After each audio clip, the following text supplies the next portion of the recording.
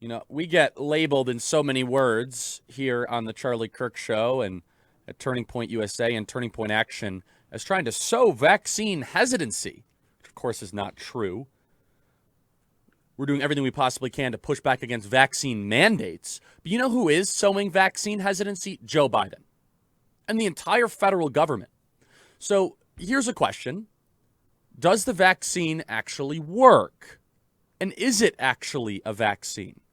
Now, if you dare say this, people immediately call you a conspiracy theorist. Now, just hear me out here. A very reputable person by the name of Alex Berenson, who's been on television quite often, has been asking this question. You say, hold on a second. This is what he said on Twitter.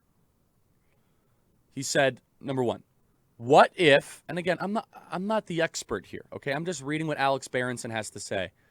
But since this is controversy week here on the Charlie Kirk Show, here we go. What if they're not vaccines? I don't mean in the conspiracy sense. Alex says, I mean legally. If they're therapeutics, no one can be forced to take them, not without an individual court order and finding of incompetency. He continues by saying, and these mRNAs look less like vaccines every single day. They don't act mechanistically. I guess that's the right way to say it, right? They don't act like other vaccines. They don't confer lifetime or long-term immunity like nearly all other vaccines. They don't appear to reduce transmission significantly like nearly all other vaccines. At best, they reduce disease severity, but that's what therapeutics do, like hydroxychloroquine or ivermectin. So how are they legally vaccines? Because they use your immune system to attack the disease? That's how half of cancer drugs work. And if they're not vaccines, you don't ever have to take them. Against medical advice, it's a thing. Somewhere there's a lawyer out there good enough to make this argument. Is a judge brave enough to hear it?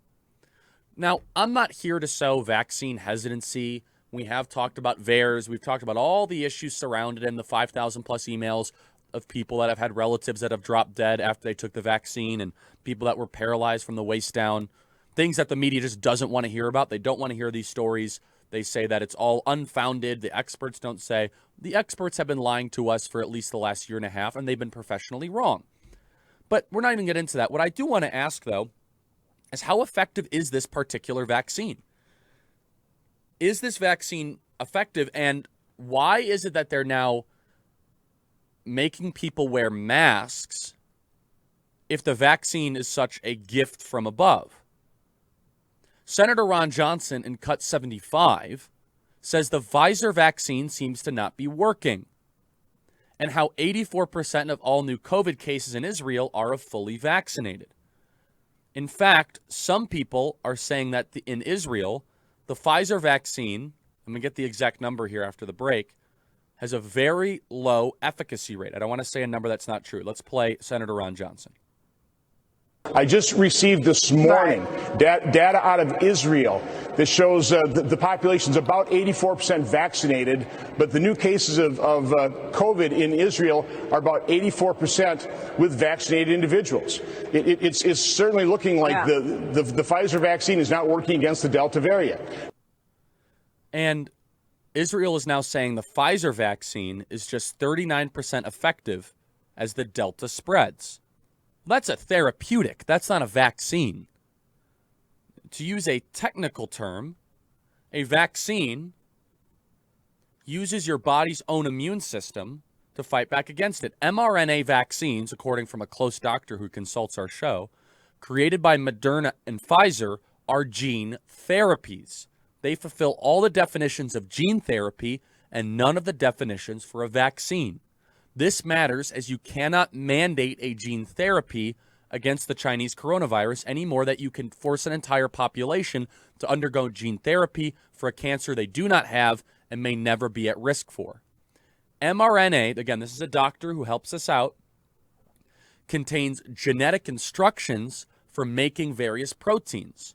mRNA vaccines deliver a synthetic version of mRNA into your cells that carry the instruction to produce the SARS-CoV-2 spike protein, the antigen, and then activates your immune system to produce antibodies. The only one benefiting from an mRNA vaccine is the vaccinated individual, since they are all designed to do is lessen clinical symptoms associated with the S1 spike protein. Since you're the only one that will reap the benefit, it makes no sense to demand you accept the risk of the therapy, quote, for the greater good of the community. Since mRNA vaccines do not meet the medical and or legal definition of a vaccine, again, this is a doctor who sent this to us, marketing them as such is a deceptive practice that violates the law that governs advertising of medical practices. SARS-CoV-2 has not been effective enough to be the cause of COVID-19. So a gene therapy that instructs your body to produce a SARS-CoV-2 antigen, the viral spike protein, cannot be said to be preventative against COVID-19, as the two have been not shown to be causally linked. So let me be clear. Let me just make sure I'm understanding this. You must get vaccinated, even though 60% chance it won't work. And if you don't get vaccinated, you're the enemy, even though there's a 60% chance it doesn't work, and there's all these other side effects potentially that could exist according to theyre. I know what a lot of you are thinking right now, maybe on the Flag Radio Network up in North Dakota, Riverside, Spokane, Vegas, KRLA in Los Angeles. A lot of you are thinking, this is a mess. Oh, yeah, it is. And that is a defining and important characteristic of anything central planners get involved in. It's a mess. They don't solve problems. They create new ones once they see a problem to be able to justify their relevancy, their funding, their authority. Some people are saying that this will never end. In fact, Iceland's chief epidemiologist has suggested that the COVID-19 lockdown restrictions may remain in place for as long as 15 years. 15-year lockdown, according to Iceland's chief epidemiologist. Now, if only there was therapeutics that could help with the Chinese coronavirus, if only there was off-label usage of potential therapies, that would be great. But no one makes money in those situations. And just so you're clear, we are under 300 deaths a day in a country of 330 million. And now they're going back into schools and they're going to say, your child is going to wear a mask. Do you know that 800 people a day die of heart disease? Are we locking down McDonald's and Wendy's? If you really cared about the spread of heart disease, we should have a CDC order to go and shut down Twinkies. It's 1,800 a day for heart disease. I'm sorry, 1,800 a day for heart disease. You know what? I think that we need an emergency lockdown order from a judge to shut down Krispy Kreme. That would help public health, because the real pandemic is an obesity pandemic. But it's not about health. This is number one. It's not just about power. It's about a different P word. You know what that other P word is? Profits. AstraZeneca, Pfizer, Johnson & Johnson, they are making record profits. And in the next segment, we're going to dive into some of the new sound from Fauci, who's actually being pressed by the apparatchiks that run the public broadcasting service. And they're already talking about a third booster. You know what that is?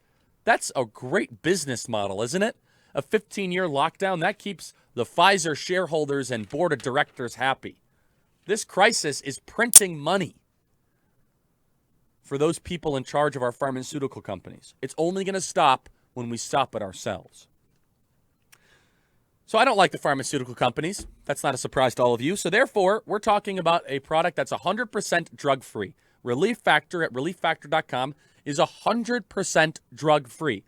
And it can go after knee pain, back pain, joint pain, back pain, any sort of pain that you might be feeling, ankle pain. It goes after 4 different metabolic pathways. and you can get an extra spring in your step from it. You can get the quick start for less than $19.95, about $1 a day, to see if we can get you out of pain.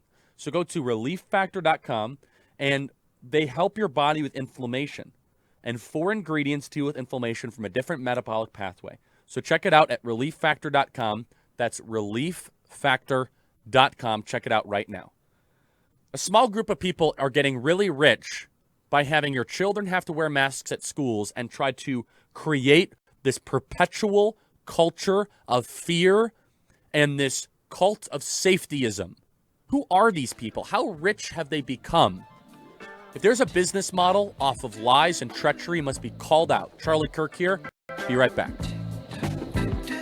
You know, it'd be great if the activist press actually had a little bit of concern about, hey, you know, what are these companies that are literally bringing in billions of dollars a month, making something that is now being forcibly injected into millions of Americans? Wouldn't it be just somewhat interesting to do an investigation or a story there? Like, where's The Intercept or all of these sort of investigative outlets that investigated Trump endlessly? He's drinking a Diet Coke right now. Right now, front page of the Washington Post. He is drinking a Diet Coke. In fact, his mental health is declining. Ivanka's son did not make the Lego White House. Breaking news from the Washington Post. He's a liar. He ordered 2 scoops of ice cream. How dare he do something like that? Do you guys understand the simulation that we're living through right now? All of this is a mirage and a smokescreen to hide you from the people that are actually pushing for these lockdowns. So the highest paid employee in the federal government, the man who basically orchestrated the funding behind the Chinese coronavirus, Fauci, who is, Aristotle warned us about people like Fauci. Aristotle said that the most dangerous people are people that call good evil and evil good, yet are clever enough to be able to avoid the punishment or the repercussions for their actions. That's Fauci. Fauci he has the almost the abilities of a serpent to be able to dodge and weave in and out, never answer a question directly. He almost has this attitude of permanence. You know, we're big admirers here of things that came before us because we're not progressives who hate ourselves and hate our country. And we love the U.S. Constitution. We enjoy being able to talk about checks and balance. There is no check and balance against Dr. Anthony Fauci. There is no check and balance against his pathological campaign against America. And he is allies and friends with all the major pharmaceutical companies. Forbes.com, how the COVID-19 vaccine injected billions into big pharma and made its executives very rich. By Nina Burley. Good for you for writing this from Forbes. But it's kind of more like a puff piece. You read this, you're like, oh yeah, thank you for saving us from ourselves. You look at the 2 co-founders, billionaire BioNTech co-founders, Aslam Turechi and Ugar Sahin. Or Ugar Sahin. Billionaires. The New York Times wrote, and good for the New York Times for publishing this story, Pfizer, who now has a vaccine, according to Israel, that is 60% not effective, 60% not effective, reaped hundreds of millions of dollars in profits. Do you think that these companies have come under the appropriate amount of investigative pressure? These are the most powerful companies in the world. Scrutiny. Thank you, Andrew. That's the word I was looking for. Investigative scrutiny. These are the most powerful companies in the world that then contribute to all of your lawmakers. You know, instead of Republicans trying to sue for peace on an infrastructure bill, you know what would be a great thing that I think you could call the bluff of the Democrats? If you are involved in manufacturing or creating a vaccine, you have to be subject to congressional testimony and subpoenas, no different than a federal agency, and you should not be able to contribute to federal elected officials. That's a pretty simple solution. Who's in charge here? Well, the lockdowns benefit the pharmaceutical companies. You know why? They are now saying that we are now going to need a booster. Cut 78. If the efficiency of the vaccine has gone down, then maybe we need a different vaccine. By the way, thanks for buying hundreds of millions of them and for literally giving us the largest handout in the history of corporate America. That's cut 78. Should we be giving third booster shots now? My personal opinion is that the answer to this question is no. If the efficiency of the vaccine has gone down because of the Delta variant that is somehow not as susceptible as the previous variants, maybe we need a different vaccine and not giving a third shot of the same one. Yeah, I mean, if it doesn't work, let's just do a whole nother one. What a great business model, right? Thanks for giving us billions of dollars. It only worked 39% of the time in Israel. By the way, go buy another couple $1 billion of them because of fear. Do you see the game that's being played here? Now, I will say in the next segment, we're going to play a PBS segment where even PBS, the government-funded Pravda, they're getting a little restless and they're pushing Fauci. They say, hold on a second, this is getting out of control. Charlie Kirk here. Subscribe to our podcast. Be right back.